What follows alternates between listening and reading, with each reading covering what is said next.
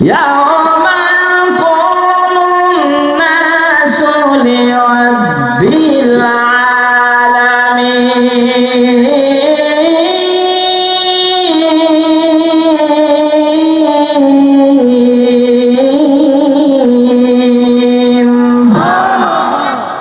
আল্লাহ রাব্বুল আলামিন ডাকতে বলেন কিয়ামতের ময়দানে আল্লাহ পাক রব্বুল আলামিন সকল বান্দা বান্দিকে আল্লাহর মুখামুখি করবে, আল্লাহর সামনে দাঁড়াতে হবে।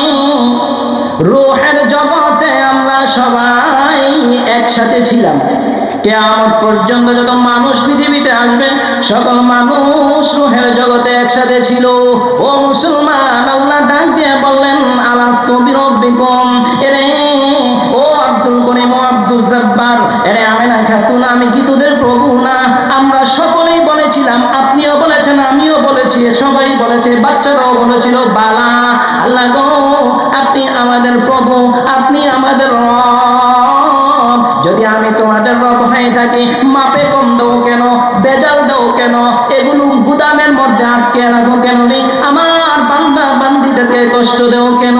আল্লাহ রাব্বুল আলামিন এবারে কিয়ামতের ময়দানে প্রত্যেকটা ব্যবসায়ী, প্রত্যেকটা মাপনেওয়ালা, প্রত্যেকটা ক্রেতা, প্রত্যেকটা বিক্রেতাকে সামনে নিয়ে নিয়ে আল্লাহ রাব্বুল আলামিন হিসাব নেবেন। বলি সুবহানাল্লাহ।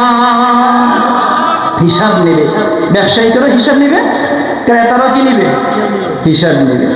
আল্লাহ নবী ডাক দিয়ে বলেন, তিরমিজি শরীফের হাদিস 1209 নম্বর হাদিস, আন সাঈদুল খুদরি রাদিয়াল্লাহু তাআলা আনহু قال قال رسول الله صلى الله عليه وسلم التاجر الصدوق الامين, বিশ্বস্ত সত্যবাদী ব্যবসায়ী মা'আন নাবিয়্যিন ওয়াস সিদ্দিকিন ওয়াস শুহাদা। বিশ্বস্ত ব্যবসায়ীরা, এরে সত্য ব্যবসায়ীরা কিয়ামতের ময়দানে জান্নাতের মধ্যে কার সাথে থাকবে জানেননি? কার সাথে থাকবে? মা'আন নাবিয়্যিন, নবীদের সাথে থাকবে, ওয়াস সিদ্দিকিন, সিদ্দিকিনদের সাথে থাকবে, ওয়াস শুহাদা, তাদের সাথে থাকবে, তাদের সাথে থাকবে যাদের মধ্যে যে সমস্ত ব্যবসায়ীকের মধ্যে দুইটা জিনিস পাওয়া যায়। কয়টা? এক নম্বরে হলো সুদুক, মানে সত্যবাদী হয়। যেমন কোন ব্যক্তি বলল, ভাই এই পণ্যটা কত? তখন দোকানদার বলল এটার দাম 150 টাকা। কয় টাকা? কয় না ভাই 130 টাকা দেবো। দোকানদার ভাই আল্লাহর কসম আমার 120 টাকায় এটা কিনা পড়ছে, 30 টাকায় কিনা পড়ছে, কথার কথা, কিন্তু কিনছে মাত্র 60 টাকা দিয়া।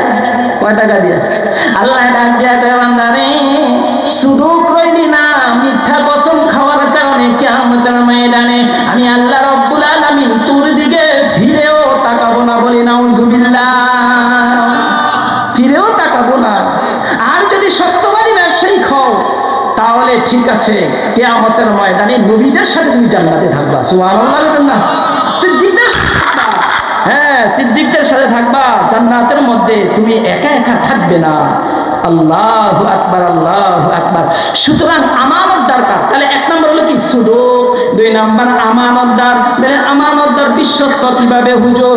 যেমন আমি পণ্য কিনতে গেলাম, ব্যবসায়ীকে বললাম বাইরে এই বিষয়ে আমার ধারণা নাই, জিনিসটা ভালো হবে কিনা। হ্যাঁ হুজুর, এক নম্বর সুতা, সুতাটা খুব ভালো, টাকাটাও যেরকম, দামটা যেরকম, কামটাও এরকম। এখন বলতেছে তাহলে এটার দাম কত? কয় এত। সঠিক তো বাড়িতে গিয়া এক সপ্তাহ পরার পরে এটা ফাইসা গেছে, কি হয়ে গেছে? তাহলে বিশ্বস্ততা কি রইল? আল্লাহ নবী ডাক দিয়া বলেন, পৃথিবীর মানুষ তোমার মধ্যে বিশ্বস্ততাও পাওয়া গেল না, তোমার মধ্যে সত্যবাদীও পাওয়া গেল না। আল্লাহ রাব্বুল আলামিন ডাক দিয়া বলেন, তিন শ্রেণীর মানুষ থেকে আমি আল্লাহ মুখ ফিরিয়ে নিব রে।